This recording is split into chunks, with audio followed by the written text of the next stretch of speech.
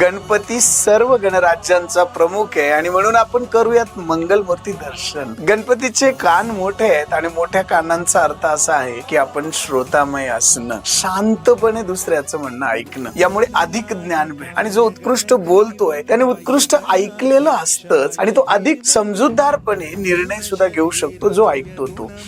गणपतीचे डोळे लहान दाखवले आणि लहान डोळ्यांचा अर्थ आहे सूक्ष्म दृष्टी. प्रत्येक गोष्टीकडे बारकाईने पाहता आलं पाहिजे, कारण बारकाईने निरीक्षण केलं तर आपल्याला बेहतरीन अनालिसिस करता येतात, चांगल्या वाईटला फरक कळतो. लंबोदर, मोठं पोट दाखवले गणपतीचं, याचा अर्थ आपल्याला चांगले अनुभव भेटणार आहेत, वाईट अनुभव भेटणार आहेत आणि ते आपल्या पोटात साठवता आले पाहिजे. ते पचवण्याची क्षमता, डायजेशन, ॲपेटाईट स्ट्रॉंग पाहिजे. सुख आणि दुःख आयुष्यात येणारच, मला तुम्हाला प्रत्येकालाच येत असतात, मात्र त्या सुख आलं तर माजलं नाही पाहिजे, दुःख आलं तर आदरलो नाही पाहिजे. आपण गणपतीचं अधिष्ठान पहा. अधिष्ठान म्हणजे काय? एकाग्रता, दृढ निश्चय. दृढ निश्चय का गरजेचा आहे? तर एखादं उद्दिष्ट तुम्हाला पार पाडायचंय, हासिल करायचं, एखादं ध्येय, त्या कार्यासाठी असणारी आपली प्रबळ इच्छाशक्ती आणि चिकाटी महत्वाची असते. गणपतीचं तोंड लहान आहे म्हणजे कमी, मितभाषी बोला. याचा अर्थ असा आहे की आपण विचारपूर्वक आणि मोजकेच बोललं पाहिजे. अथर्व शीर्ष बोलतो आपण गणपती समोर. अथर्व म्हणजे स्थिर, शीर्ष म्हणजे डोके.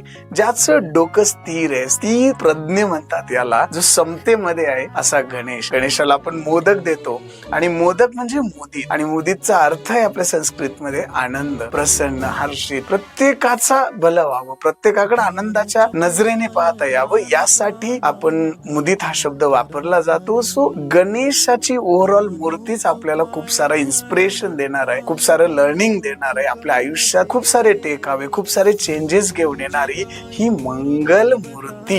मंगल म्हणजे सर्वांचं कल्याण होऊ दे, सर्वांचं मंगल होऊ देत. आपणा सर्वांना गणेश उत्सवाच्या मंगलमय शुभेच्छा.